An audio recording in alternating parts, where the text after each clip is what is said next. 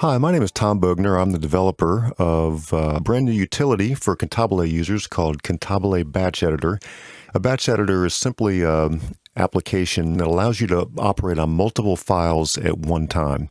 So if you're familiar with Cantabile, if you want to change pretty much any setting about any of your Cantabile files, whether they're song files or setlist files, or even rack files, then you do them one at a time in Cantabile. What the Cantabile Batch Editor will allow you to do is make mass updates to a large group of files all at once. So this video is just going to walk through very quickly how to use the Cantabile Batch Editor. There's going to be another video that will get into some of the more finer details about how to use it, but this is just really a quick overview. So when you first open Cantabile Batch Editor, this is what you see.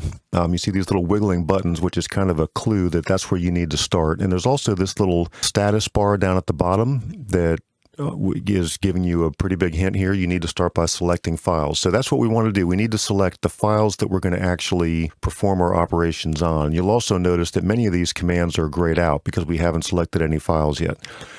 So we can either go here to select files, and we can pick any range of files using Shift and Control just to select individual files and add to files, or you can hit Control to take it away, just like you're used to in Windows. And then when we open these, you see they all appear in this file list. We can also select an entire folder. And when we do select a folder, we can choose to select subfolders or not. So you can see here, this is my main Cantabile folder that I store everything in. If I hit select folder here, it's going to ask me if I want to select all those subfolders or not. If I click yes, then every song file and setlist file gets selected here. So I'm going to select a specific folder that I've created just to make this simple to demonstrate. So I'm going to select this setlist folder, which has a single setlist called sample setlist, and then there are 4 songs. These 4 songs happen to be in this setlist. So I'm going to open Cantabile just so that you can see what's actually happening. So here's the setlist, and you can see there are 4 songs in it. There's also a couple of breaks. These are the same 4 songs that are selected here. And you notice there's no color. This is a particular song. There's none of the rack objects here are colored. None of the states are colored. The set list is not colored. There's really no color anywhere in this, and that goes for every one of these songs. So if we go back to the batch editor, and let's just say that we want to colorize all of our rack objects. Rack objects is really just a term that I made up just to try to explain anything that can go in this rack area of Cantabile. It can be a linked rack, it can be an embedded rack, it could be a plugin, or it could be a media player. So if we decide we want to colorize our rack objects, it's just as simple as this. We just push this button, this little window pops up to explain what's about to happen, and then when we hit OK, you can see 4 files were colorized in about a second.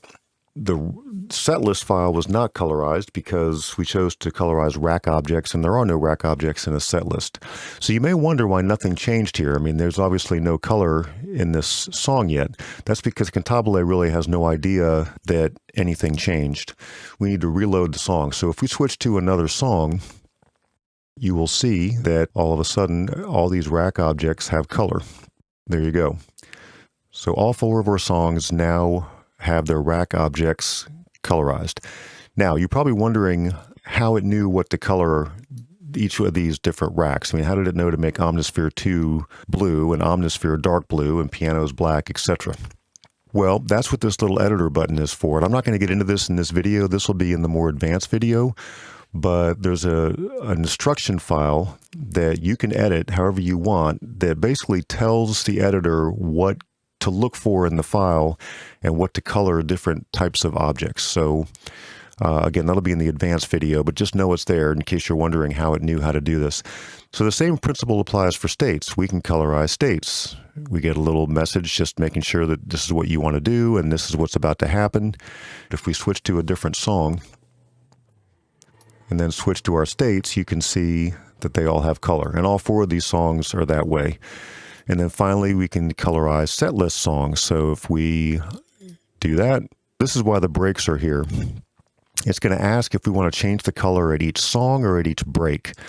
That may not be real obvious. If you click the show details, it gives you a little more information. But basically what happens here is that if you tell it to change it every song, it's just going to create this rainbow effect. In fact, I'll go ahead and do it.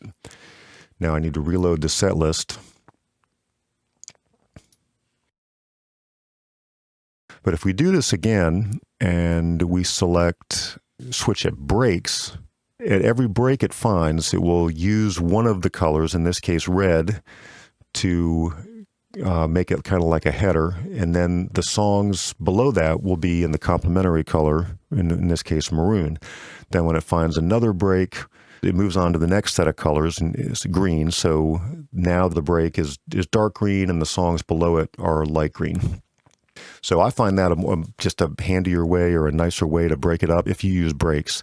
If you don't use breaks in your set list, then obviously it doesn't matter, and it won't even ask you the question if it doesn't find any breaks in any of the set list files that you're modifying.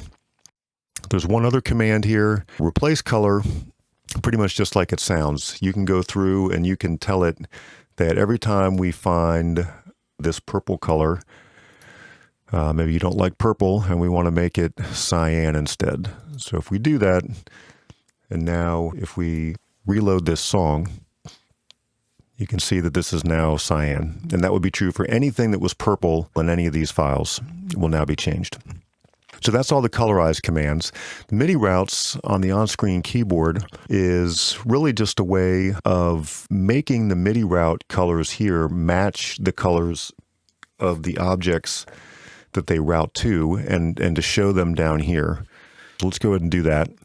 And now if we reload the song or switch to a different song, you can see that the route is set to the target color. So if we want to show every one of these routes on this keyboard, we have to click show. And then once we do that, now you can see that everything is on the keyboard. Now, one thing that I should point out is that even though we didn't specifically hit this backup command, this auto backup setting is once per session. What that means is before we run the first command, it's going to do a backup of each one of these files. So if I open up this folder where I've picked all these files from, you can see there's this backups folder. And there's a backup of each one of these files that was taken right before the first command. This is really just a way of protecting the integrity of your data, so you can rest assured that when you make all these massive changes, because you can load up hundreds of song files in here and edit them all at once, and it will create a backup before it does anything, and it'll do that once per session, at least the way I have it set right now. You can also set this to before every command, or you can turn it off, but I definitely do not recommend doing that. Okay, so a couple other things that you may want to do is rename a rack. And rename really means rename or move. If you were to decide that I really want to change the name of this bass rack to something else, well, the problem is I can rename the file in Windows, but when I do that, now none of my song files that reference that rack know how to find it. So that's what this rename rack command is for. So if we do that, first of all, you'll notice that a lot of these songs do use this bass rack. So here's the rack right here. And let's just say that we're going to rename it to bass new. So I'll pick that rack, and then I can type in the new name here. And if I want to move it to a different directory, I can do that as well. Let's go ahead and do it just to show how it works. So here's a subdirectory in my racks folder. Maybe I want to put it in there. Now this is an important thing to understand. When we move a rack file, we need to make sure that every song that references that rack file is going to get updated. So it's going to specifically ask you for a parent folder to look for songs in. So you want to select whatever your main Cantabile folder is. So that's what I'm going to select. And now it's executing the command. This one takes a little bit longer because it does need to go through and all those files. And you can see 97 files were modified. If I switch songs, it's now the bass new rack, and you can see that the rack still works.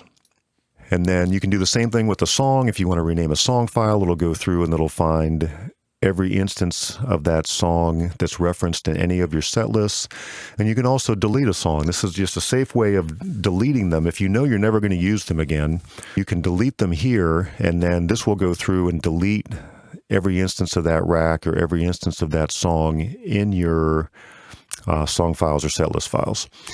So that's basically the capabilities of Cantabile Batch Editor.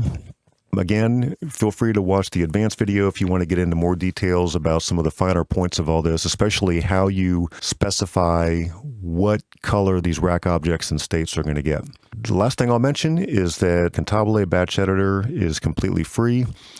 This is something that I really created for myself and just figured other people can use it. So you're welcome to download it, and I certainly welcome any feedback that you want to give, whether it's ideas for different batch commands that you'd like to see, or certainly if you find anything wrong, if that's what this report button is for, you can submit a little report here. That way, hopefully I can fix whatever might have happened. But hope you enjoy using it. Hope it makes it quick and easy for you to make your changes in Cantabile. Take care.